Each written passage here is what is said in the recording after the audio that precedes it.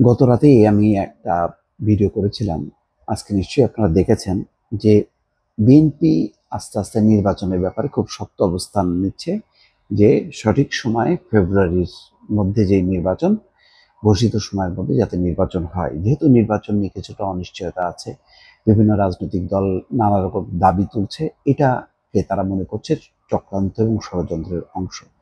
ফলে নির্বাচনের যে অনুষ্ঠানের লক্ষ্য, সেই লক্ষ্য থেকে হয়তো সরকার সরে যেতে পারে।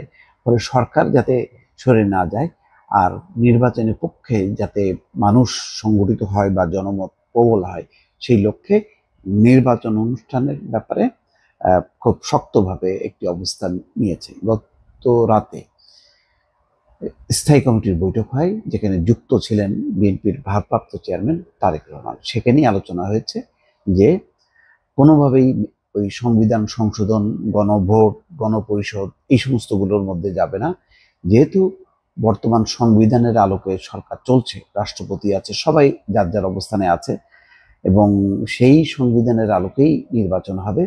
তারপরে সংবিধান সংশোধন সহ বাকি বিষয়গুলো, সেগুলো পার্লামেন্টে তোলা হবে, এবং সেখানে যদি সংবিধান সংশোধনের প্রয়োজন হয় সংবিধান সংশোধন হবে। অন্য কোনো দাবি ব্যাপারে যদি আইন প্রণয়ন করতে হয় আইন প্রণয়ন করবে, কিন্তু নির্বাচনটার সময় মতো হইতে হবে। নির্বাচন কোনোভাবেই বানচাল করা যাবে না।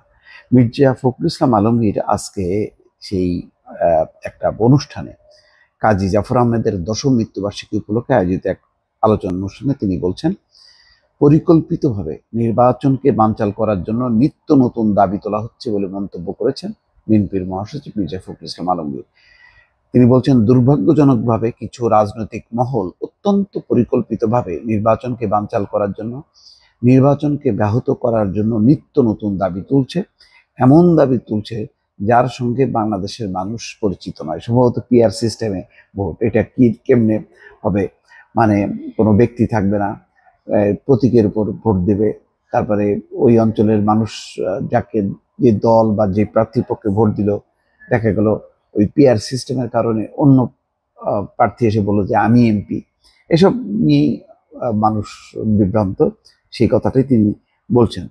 বলছেন যে সংস্কারের ক্ষেত্রে অন্তর্বর্তী সরকারকে রাজনৈতিক দলগুলো সব ধরনের সহযোগিতা করছে। উল্লেখ করে মির্জা ফখরুল বলেন, তারা কোথাও বাধার সৃষ্টি করেননি, কখনো বড় ধরনের দাবি তুলে রাজপথে নেমে সরকারকে বিব্রত করেননি।